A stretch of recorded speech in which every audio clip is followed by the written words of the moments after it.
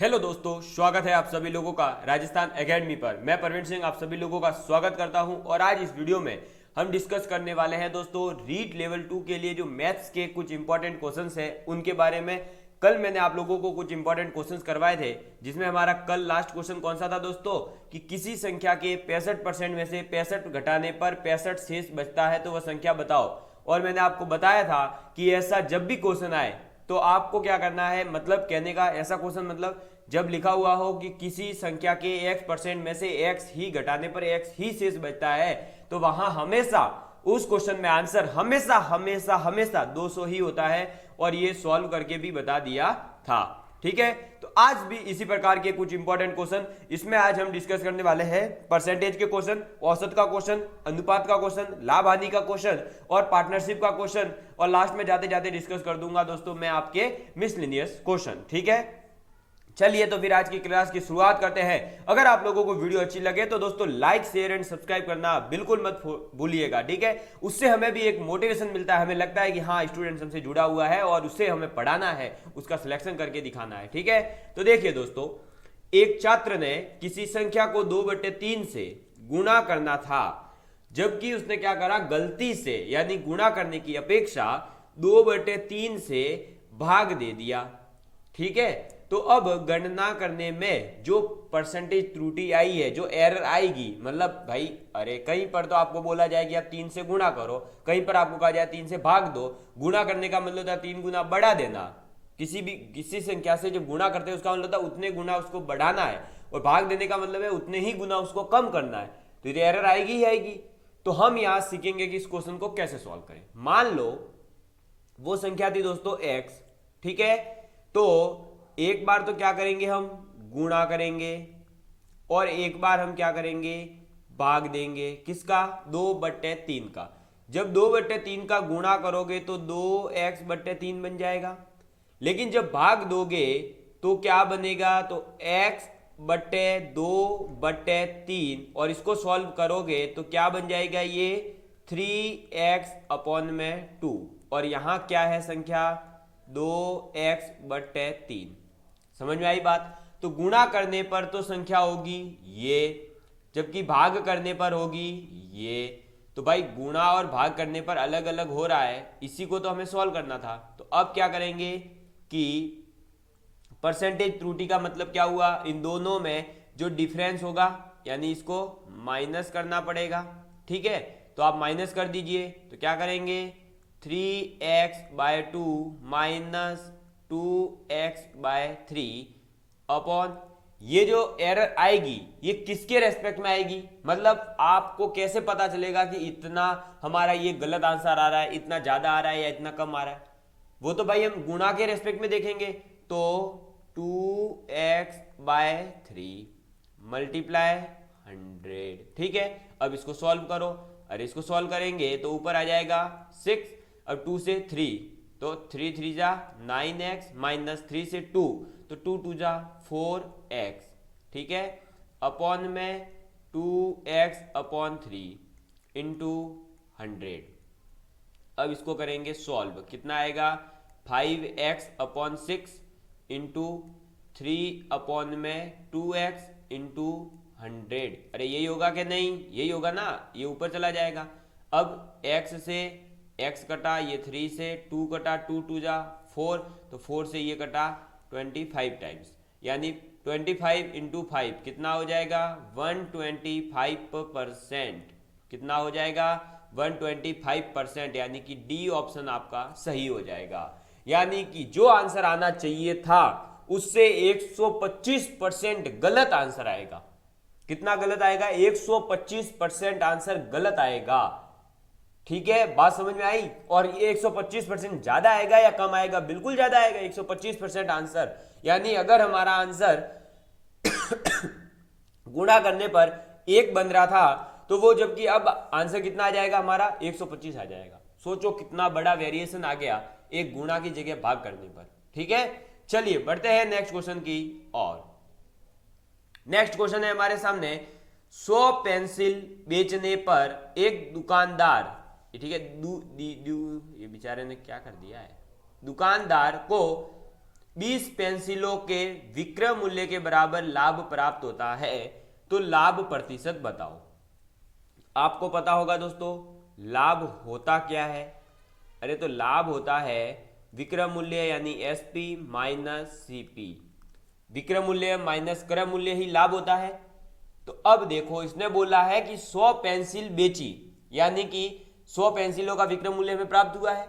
अब उसमें से 20 पेंसिलों का विक्रय मूल्य अगर हम घटाएं तो हमें क्या मिलेगा, क्रय मूल्य मिल जाएगा, क्योंकि 20 पेंसिल का विक्रय मूल्य जो है वो क्या है, लाभ है हमारा। तो क्या हो जाएगा, देखो मान लो एसपी कितना हो जाएगा हमारा, मान लिया कि हर एक पेंसिल को हमने 1 रुपए में बेचा है, मान लो तो हमारी टोटल 100 पेंसिलों का विक्रय मूल्य कितना हो गया, 100 रुपए। ठीक है, तो लाभ कितना हो जाएगा फिर 20 पेंसिलों के बराबर यानी कि 20 रुपए के बराबर। अरे इतना ही होगा, एक मिनट ये थोड़ा सा इरेज कर देता हूं, मैं सही से लिख देता हूं। अरे देखो कि भाई 100 पेंसिलों का विक्रय मूल्य मान लो 100 रुपए है, एक पेंसिल को 1 रुपए में बेचा हमने, कितने में, 1 रुपए में एक पेंसिल बेच दी तो 100 रुपए हो गया।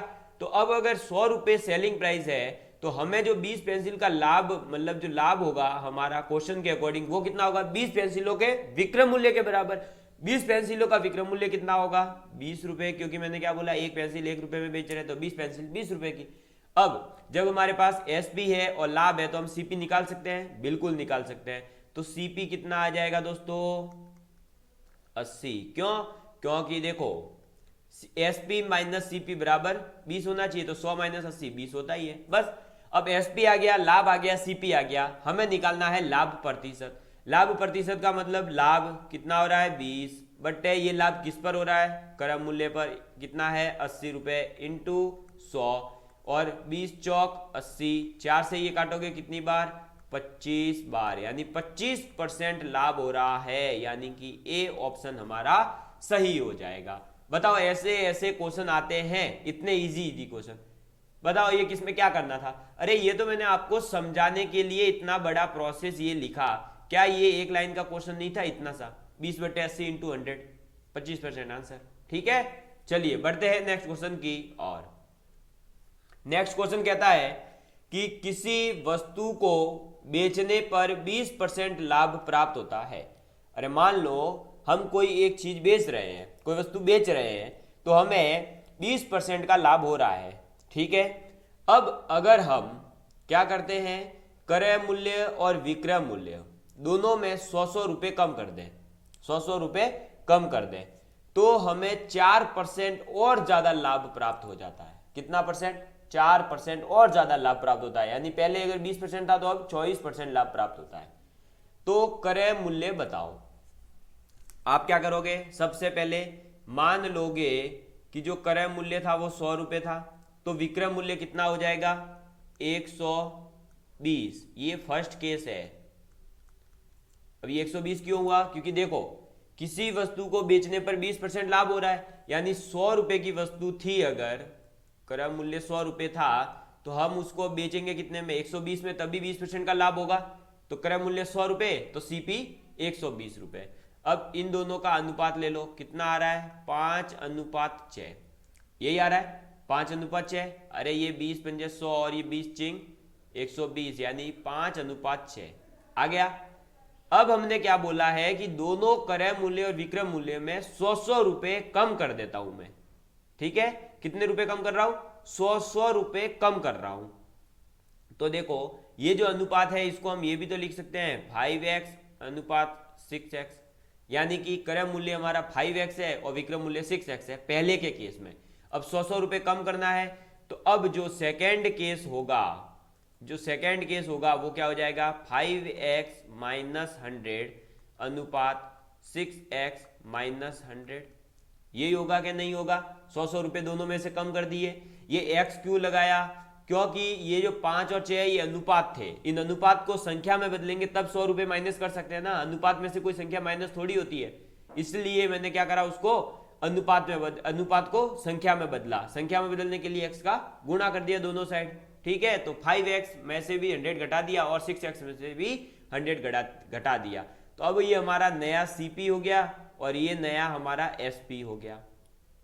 बस अब जब ये नया वाला एसपी और सीपी है आपके पास, तो इसको लाभ कितना हो रहा है 24%, यानी हम कह सकते हैं इन दोनों का डिफरेंस कितना आएगा, तो इन दोनों का डिफरेंस आएगा x, और x बटे नया जो अभी क्रय मूल्य है वो कितना है 5x माइनस 100 इंटू क्या करोगे 100, और ये पूरा लाभ प्रतिशत किसके बराबर हो जाएगा 24 के।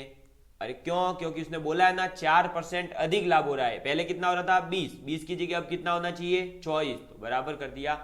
अब इसको कर दो सॉल्व, और कुछ भी नहीं करना, तो ये कितना हो जाएगा 100x और 24 बन जाए 120x माइनस 100 इंटू 24, ये 24 इधर आ जाएंगे तो कितना बन जाएगा, ये हो जाएगा 2400, और ये इधर कट पीट करके आ जाएगा 20x, ये x से x कटा, ये 2 से कटा 120, यानी x बराबर आ गया हमारे पास में 120 रुपए। x बराबर कितना आया 120। ये जो x है ये तो अभी कहां से निकला है, अनुपात में से x निकला 120। अब अगर हमें पूछा है क्रय मूल्य कितना है, तो जो क्रय मूल्य है वो कितना था हमारा 5x था या नहीं था, तो 5x है, तो फिर 5 इंटू 120 और 12 पंजे 60, यानी कि 600 रुपए हमारा आंसर हो जाएगा, यानी बी ऑप्शन हमारा एकदम परफेक्ट हो जाएगा। बात समझ में आ गई। किसी वस्तु को, देखो वापस समझा रहा हूं, किसी वस्तु को 20% लाभ पर बेच रहे थे हम पहले, तो पहले का क्रय मूल्य 100 रुपए है तो विक्रय मूल्य 120 हो जाएगा। उन दोनों का अनुपात निकाला तो 5:6 आया। ठीक है, अब ये अनुपात ही क्यों निकाला, अरे क्योंकि अनुपात अगर यहाँ हम x और y लेकर करते कि x अगर हमारा cp है तो sp क्या हो जाता 120 बटे 100 इंटू x, फिर वहां से आप क्या करते उसको सॉल्व करते, x में टर्म्स निकलती, फिर यहाँ x में आता उसको 100 कम करते। इससे बढ़िया मैंने पहले अनुपात से कंप्लीट कर दिया ताकि ये 2 लाइन में ही आ जाए, और हमारे पास अनुपात आ चुका था, और अनुपात क्या आया था 5x अनुपात 6x। ठीक है, अब 5x अनुपात 6x हमारे पास में अनुपात आ चुका है। अब इस अनुपात में से हमने क्या करा 100 रुपए क्वेश्चन के अकॉर्डिंग कम कर दिया, तो 5x में से भी 100 गए और 6x में से भी 100 गए। 100 कम करने पर अब जो नया वाला हमारे पास क्रय मूल्य विक्रय मूल्य मिल चुका है उसके ऊपर हमें 24% लाभ होना चाहिए, क्योंकि 4% अधिक बोला है, तो पहले 20 हो रहा था अब 4 और हो जाएगा, यानी 24% लाभ होगा, तो बराबर कर दिया 24 के, और उसको सॉल्व कर दिया, x की वैल्यू निकाली और फिर हमने cp निकाल लिया। ठीक है, तो समझ आ चुका होगा आप लोगों को, बहुत मजा आ रहा होगा। और मैं तो एक ही बात कहता हूं दोस्तों कि मेहनत का फल मिलता है और मिलेगा, आज नहीं तो कल मिलेगा। ठीक है, तो फिर बढ़ते रहिए आगे की ओर। नेक्स्ट क्वेश्चन देखिए, एक वस्तु का अंकित मूल्य 800 रुपए है, कितना है 800 रुपए। अब दुकानदार क्या करता है उसको 540 में बेच रहा है, कितने में बेच रहा है 540 रुपए में। अब 540 में बेच रहा है, तो यदि इस पर पहला बट्टा यानी पहला डिस्काउंट मैंने दिया 25%, तो 25% अगर डिस्काउंट देते तो फिर 800 और 800 में से 25% कम करो, कितना होता है 800 का 25% 200 होता है, यानी 600 रुपए लेने चाहिए थे, लेकिन उसने 540 लिए है, तो दूसरा बट्टा कितना हुआ बताओ। इसने पूछा है कि दूसरा बट्टा कितना हुआ। देखो इसको मैं पहले अपने मेथड से बताता हूं, जो मेरे दिमाग में स्ट्राइक कर गया है।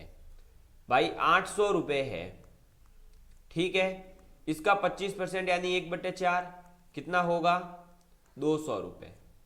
1 मिनट, कितना होगा 200 रुपए होगा या नहीं।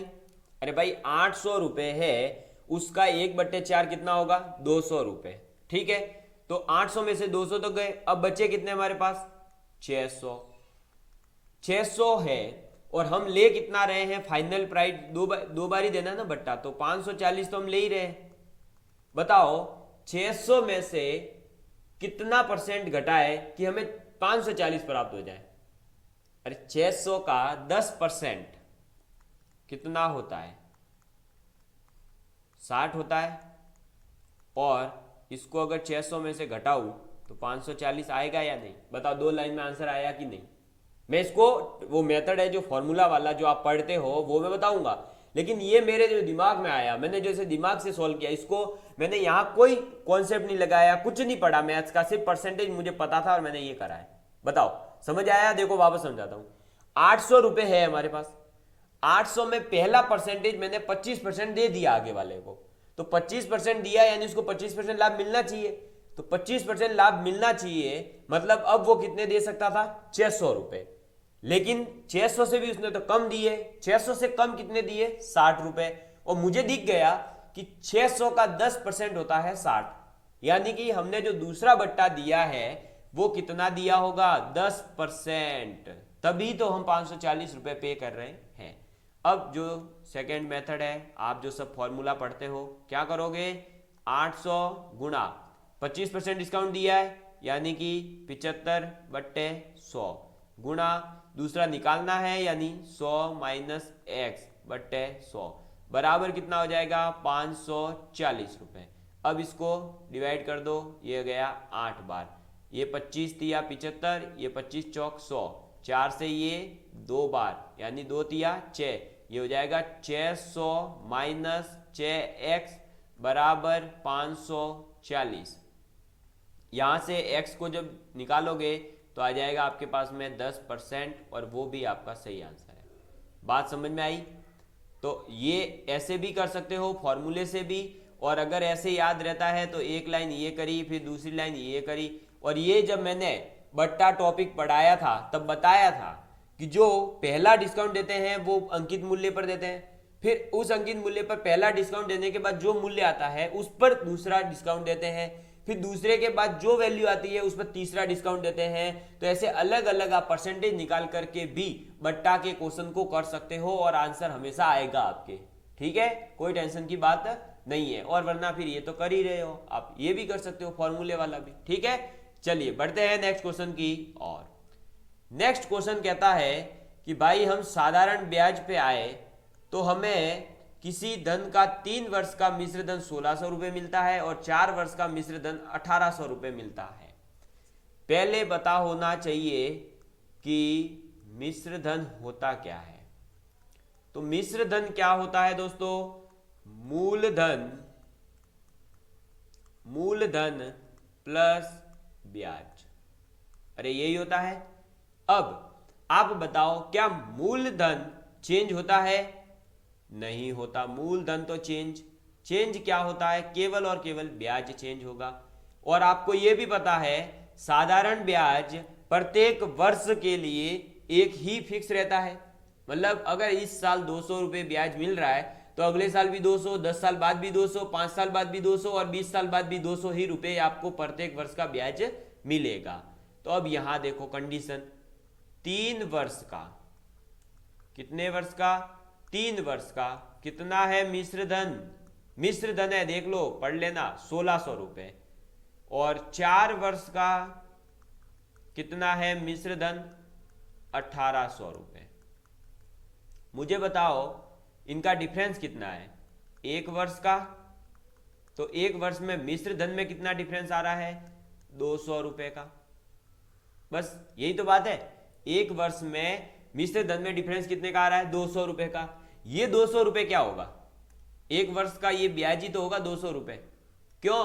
क्योंकि मूलधन तो चेंज होता ही नहीं है। इसका मतलब जो भी एक्स्ट्रा रुपए प्राप्त हुआ है हमें चौथे वर्ष में, वो ब्याज ही है। तो 1 वर्ष में हमें कितना मिला? 200 रुपए, यानी ये 200 रुपए ब्याज है।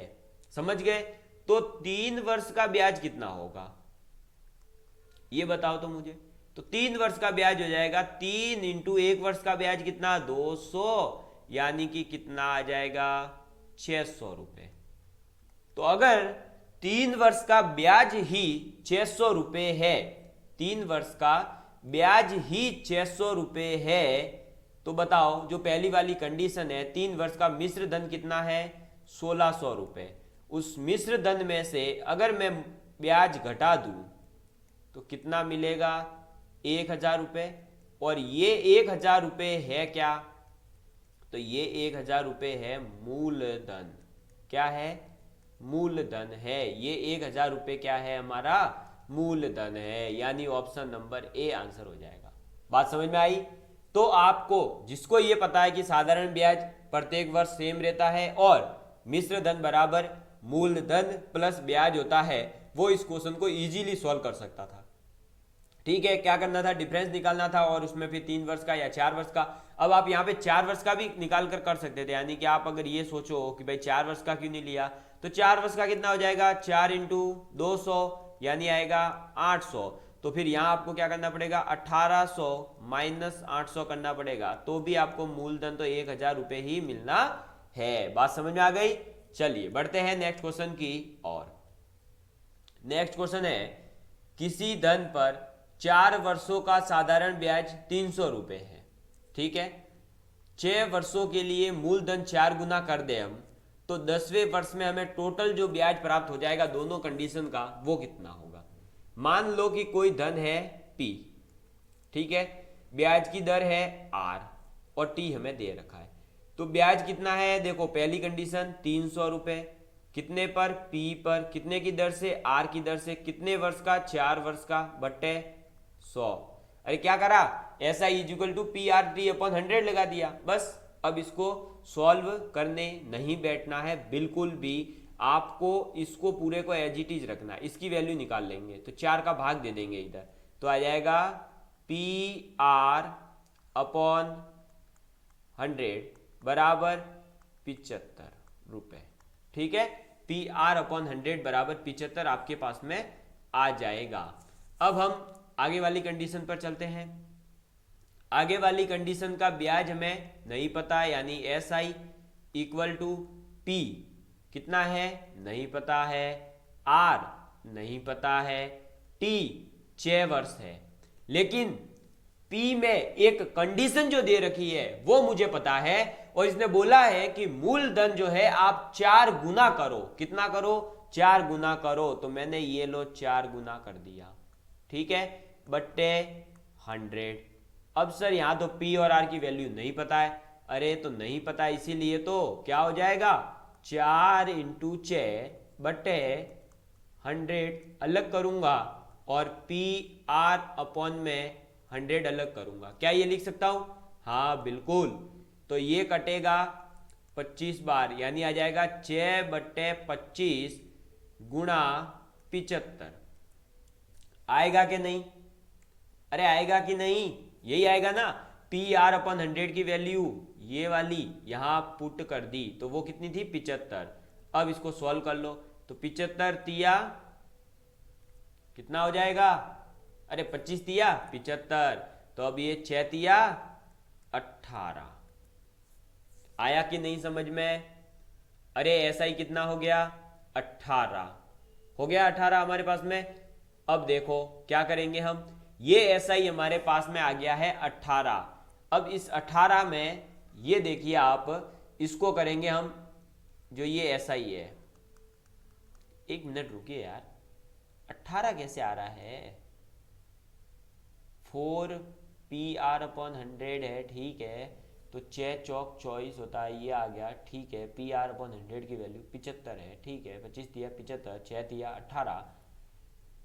यहां पर कुछ गड़बड़ है क्या, देखो तो एक बार, यहां शायद 1800 आना चाहिए ना यार अपना।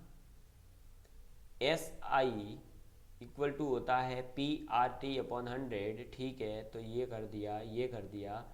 यहाँ कहीं ना कहीं मैंने 100 की कमी लग रही है मुझे।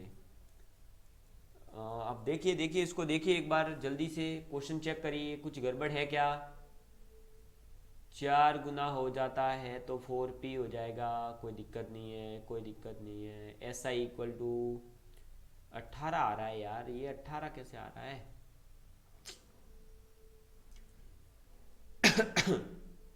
चेक करिए दोस्तों, 10वें वर्ष के अंत में कुल ब्याज कितना होगा। तो 3, कुछ गड़बड़ तो दिख ही नहीं रही है, फिर ये 75 कैसे आ सकता है, 18 आएगा तो ये तो गड़बड़ हो जाएगा। देखिए देखिए दोस्तों एक बार देखिए आप, ओहो कुछ गड़बड़ तो नहीं है ना। अच्छा अच्छा अच्छा अच्छा अच्छा अच्छा अच्छा, हाँ हाँ हाँ बिल्कुल बिल्कुल बिल्कुल, ये देखो गड़बड़ करी है ना, यहाँ कैलकुलेशन में 1 मिनट रुको, ये देखो यहाँ पर वही मैं समझ गया 18 नहीं आ सकता। ये देखो यहाँ क्या होगा कि 6 चौक 24 इंटू पी आर अपॉन में ही तो 100 होगा ना भाई, अपन ने और 100 डबल बार 100 कर दिया था इसलिए कट गया था वो सब। तो ये हो गया 24 इंटू पी आर अपॉन 100 की वैल्यू ही तो कितनी थी 75। अब करो इसका गुणा, तो इसका जब मल्टीप्लाई करोगे आप तो पहले देखो इसको ऐसे करो 20 प्लस 4 इंटू 75 कर दो, तो 75 दूनी 150 यानी कि 1500 प्लस 75 चौक 300 यानी कि 1800 आ जाएगा। ठीक है, कितना आ जाएगा 1800 रुपए। तो अब देखो भाई जो दूसरी कंडीशन है उसका ब्याज कितना आया, जो दूसरी कंडीशन है तो दूसरा एसआई यानी कि SI2 वो आया है हमारे पास में 1800 रुपए, और जो पहले 4 वर्षों का SI था वो SI1 कितना था हमारे पास में 300 रुपए। तो टोटल 10 वर्षों का ब्याज हमें जो मिलेगा लास्ट में 10 वर्ष के बाद वो कितना मिलेगा 1800 प्लस 300 यानी कि 2100 रुपए। तो हमारा आंसर हो गया 2100 रुपए, यानी A option is your right answer. बात समझ में आ गई। तो किसी धन पर 4 वर्षों का साधारण ब्याज निकाल लिया, वो आया 300 रुपए दे रखा था। अगले 6 वर्ष का हमने निकाला, वो आया 1800। तो टोटल 10 वर्ष में हम कितना पे करेंगे 2100 रुपए ब्याज पे करेंगे। चलिए बढ़ते हैं नेक्स्ट क्वेश्चन की और। नेक्स्ट क्वेश्चन है, एक धन पर 4% की दर से प्रथम वर्ष का चक्रवृद्धि ब्याज 25 रुपए है, तो उसी धन पर उसी दर से 2 वर्ष का चक्रवृद्धि ब्याज बताओ।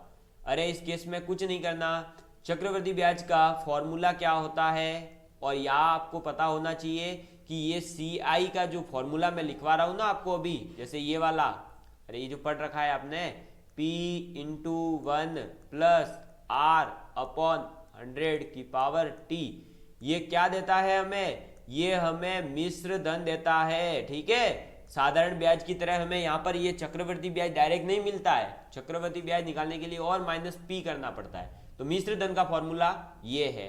एक वर्ष के लिए अगर हम लगाएंगे तो कोई धन था P प्लस 1 प्लस R की वैल्यू कितनी है 4, तो ये 4/100, T की वैल्यू कितनी है 1, तो मिश्र धन हमें यहाँ पर ये प्राप्त हो रहा है।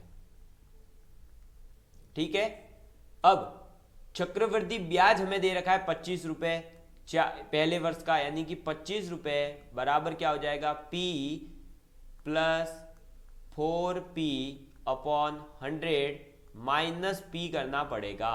ठीक है, अरे ये तो ये वाला ही है, मिश्र धन ही है, और मिश्र धन में से जब हम मूलधन घटाएंगे तब चक्रवृद्धि ब्याज मिलेगा। तो अब ये क्या होगा, P से P कट जाएगा, 4 से ये कटेगा 25 बार, तो P की वैल्यू कितनी आई 625 रुपए। कितनी आई 625 रुपए।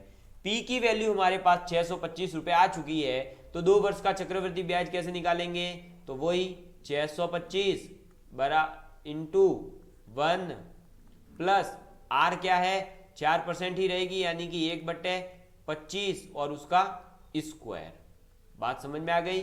तो क्या हो जाएगा 625 गुणा ये हो जाएगा 25 और 1 26/25 का होल स्क्वायर। 25 का स्क्वायर कितना होता है 625, ये कट गया, तो अब बचा क्या 26 का स्क्वायर यानी 26 इंटू 26, तो कितना आएगा ये 676 रुपए। क्या ये हमारा आंसर है, नहीं, ये तो हमें क्या प्राप्त हुआ है, मिश्र धन प्राप्त हुआ है 2 वर्ष का। ठीक है, 676 रुपए मिश्र धन प्राप्त हुआ है 2 वर्ष का। बात समझ में आ गई। अब अगर हमें चक्रवृद्धि ब्याज निकालना है तो हम 676 में से क्या घटाएंगे, तो मूलधन घटाएंगे, और 2 वर्ष के लिए मूलधन क्या था 625 रुपए था, तो 625 घटाएंगे तो हमारे पास आ जाएगा 51 रुपए हमारा राइट आंसर, यानी बी ऑप्शन आपका एकदम परफेक्टली आंसर हो जाएगा। बात समझ में आ गई। कुछ नहीं करना था, चक्रवृद्धि ब्याज का फॉर्मूला 2 बार यूज करना था। चलिए बढ़ते हैं नेक्स्ट क्वेश्चन की ओर। नेक्स्ट क्वेश्चन है दोस्तों पार्टनरशिप से राम, सुधीर, नरेंद्र, महेंद्र, ये 4 है फ्रेंड जो कि साझेदारी में एक धंधा स्टार्ट करें, काम स्टार्ट करते हैं। राम 10,000 रुपये लगा रहा है 8 माह के लिए, सुधीर 12,000 लगा रहा है 10 माह के लिए, नरेंद्र 7500 रुपये लगा रहा है 8 माह के लिए, महेंद्र 15,000 लगा रहा है 4 माह के लिए। तो नरेंद्र के लाभ जो होगा वो बताना है आपको। इस केस में आपको क्या करना होता है, पार्टनरशिप में जो रुपए लगाए हैं उनका उसके समय से गुणा करो और अनुपात निकाल लो सबका। तो 12,000 गुणा 10 अनुपात 7500 गुणा 8 अनुपात 15,000 गुणा 4। ये कौन है, राम, ये कौन है, सुधीर, ये कौन है, नरेंद्र, ये कौन है, महेंद्र। अब इन सबको काटा पीटी करो। तो देखो काटा पीटी करोगे तो सबके 2-2 जीरो उड़ाते जाओ, ये 2 जीरो उड़े, ये 2 जीरो उड़े, ये 2 जीरो उड़े, ये 2 जीरो उड़े, फिर 2 चौक 8, 2 पंजे 10, 2 चौक 8, 2 दूनी 4, कितना बचा। अब इनका अनुपात आ जाएगा 400 अनुपात 12 पंजे 60 यानी कि 600 अनुपात 75 चौक 300 अनुपात 150 इंटू 2 300। अब इसको भी सॉल्व करेंगे तो ये 2 जीरो 2 जीरो 2 जीरो 2 जीरो उड़ जाएगा। अनुपात कितना आएगा 4 अनुपात 6 अनुपात 3 अनुपात 3। ये आ गया हमारे पास में। ये इसी रेशियो में इनका जो है लाभ बटेगा, ये तो पता ही होगा, इसी रेशियो में लाभ बटेगा। अब नरेंद्र कितना था थर्ड नंबर पर, तो ये रहा नरेंद्र, यानी कि 3 बटे टोटल कितना हो जाएगा 16 गुणा कितने का लाभ, कितने को बांटना है 14,000 रुपये को बांटना है। तो क्या करोगे 14,000 का गुणा करोगे। अब यहाँ काटा पीटी मचा दो तो ये कटेगा, तो देखो ये 2 चौका, ये 2 से 8 बार और ये 7 बार 7,000 बार, फिर ये कटेगा 4 बार, ये कटेगा 3,500, फिर ये कटेगा 2, ये कटेगा 1750, फिर ये कटेगा 875। 875 का 3 से गुणा करोगे तो 3 अठे 2400 और 75 इंटू 3 कितना हो जाएगा 150 और 75 225, यानी 2400 प्लस 225 यानी 625 रुपए हमारा आंसर हो जाएगा। यानी हमारा आंसर कौन सा हो जाएगा, बी ऑप्शन। अरे ये तो पार्टनरशिप में तो कुछ करना ही नहीं है, बहुत इजी टॉपिक है। क्या करना है, केवल और केवल समय और जो धन है उसका मल्टीप्लाई करो, उन सबका अनुपात निकालो, उसी अनुपात में उनका रेट जो है बांट दो धन। ठीक है, चलिए बढ़ते हैं नेक्स्ट क्वेश्चन की और। नेक्स्ट क्वेश्चन है 8 संख्याओं का औसत अगर 13 है। अब हम क्या कर रहे हैं, प्रत्येक संख्या में से 2 घटा दिए जाएं तो बताओ नया औसत क्या होगा। अरे इसका सीधा सा फंडामेंटल मैंने बता रखा है कि जो भी संख्या दे रखी हो उन सभी संख्याओं का औसत अगर आपको दे रखा है और उन औसत में से ऐसा कहा जाए कि प्रत्येक संख्या में से ये कम कर रहे हैं, ये जोड़ रहे हैं, ये घटा रहे हैं, ये गुणा कर रहे हैं, ये भाग कर रहे हैं, तो आपको भी जो टोटल औसत दे रखा उसमें वही प्रोसेस कर देना होता है। तो आप क्या करोगे, 13 पहले दे रखा था, अब क्या करा, सब में से 2 घटाया तो औसत में से भी 2 घटाओ, 13 माइनस 2 11, आंसर बी ऑप्शन हमारा सही हो जाएगा। ठीक है, अब इसको बड़े मेथड से करना है तो आप क्या करोगे, x1 x2 x3 ऐसे 8 संख्या मान लो, बट्टे में 8 करो बराबर 13 करो, उन सभी संख्याओं का योग कितना हो जाएगा 13 इंटू 8। ठीक है, फिर आप उसमें क्या कर रहे हो, सब में से 2-2 घटा रहे हो, यानी 8 संख्याओं में से 2 घटाओगे तो 16 कम करोगे, फिर उस औसत जो भी 13 इंटू 8 आ रहा था उसमें 16 जोड़ोगे, फिर उसमें वापस से 8 का भाग दोगे तो आपके पास 11 आंसर आ जाएगा। नेक्स्ट क्वेश्चन भी इसी पे बेस्ड है। 19 संख्याओं का औसत 24 है, तो प्रत्येक संख्या को 3 से गुणा कर दे तो नया औसत क्या होगा। क्या करोगे, अभी जस्ट बताया, गुणा कर दो, 24 इंटू 3 कितना हो जाएगा 72, यानी ऑप्शन नंबर बी। ठीक है, तो यहां पर भी यही केस है और कुछ भी नहीं है। 19 में अगर 19 संख्याओं में 3-3 का गुणा करोगे तो 19 दिया, जितना बढ़ रहा है वो बढ़ा दो और उसको ऐड कर दो, फिर भाग दो, वापस से 19 का आंसर आ जाएगा। ठीक है, नेक्स्ट क्वेश्चन की ओर बढ़ता हूं। नेक्स्ट क्वेश्चन देखो, अनुपात का है, ए का 20%, बी का 30%, सी का 1/6। तो बताओ, तो देखो भाई, ए का 20% यानी 1/5, 20% यानी कि 20/100 यानी 1/5, ऐसे ही बी का 30% यानी कि 3/10 और सी का 1/6 यानी C/6। ये आ चुका है हमारे पास में। अब क्या करोगे इसको, अरे इसको सॉल्व करना है। इसको सॉल्व करने के लिए मान लो ये सभी k के बराबर है, तो a की वैल्यू कितनी आई 5k, b की वैल्यू कितनी आई 10k/3 और c की वैल्यू कितनी आई 6k, यानी अनुपात कितना हो जाएगा 5:8। 10/3:6, 3 का सब में मल्टीप्लाई करो, 15:10:18, यही हमारा आंसर है। ये ए है, ये बी है, ये सी है, तो ऑप्शन नंबर डी हमारा सही आंसर हो जाएगा। बात समझ में आ गई। और ये ऐसे ही क्वेश्चन आते हैं आपके अनुपात का, ऐसा क्वेश्चन आया हुआ है। रीट का पिछला पेपर मैंने डिस्कस कर रखा है, यूट्यूब पर जाकर के प्लेलिस्ट में पहला ही वीडियो देख सकते हो। उसके अलावा 92 वीडियोस आज ये कंप्लीट हो गए हैं। मैंने आपको बोला था जब तक आपका एग्जाम नहीं होगा तब तक 100 से ज्यादा वीडियो, कम से कम 100 वीडियो तो होगी ही अपलोड। तो अभी 8 वीडियो ही रही है और दिन तो इतने, मतलब 100 से प्लस वीडियो अपलोड होने वाली ही है। ठीक है दोस्तों, तो चलिए फिर मिलते हैं कल नेक्स्ट क्लास में। तब तक के लिए बाय बाय।